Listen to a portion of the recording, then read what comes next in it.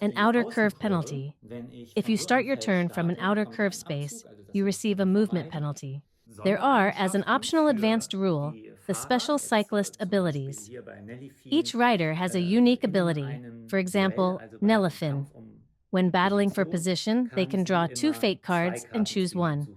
And Riyadh always moves one additional space on climbs. At the start of the game, riders can either be assigned randomly or, using an other advanced rule, they can be drafted.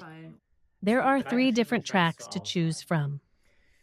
This side of the game board contains two different routes, the usually long track, but there is also a shortcut for a faster game, skipping the first major climb. The long route goes over both mountains. Final scoring and victory. When three cyclists cross the finish line, they immediately secure their final placement. The furthest ahead is in first place, then second place, then third place, and so on. First place gets 15 points, second place, 10 points, and third place, 7 points, and so on. Each team's points are added together, including any points earned from intermediate scoring. Doping control and disqualification.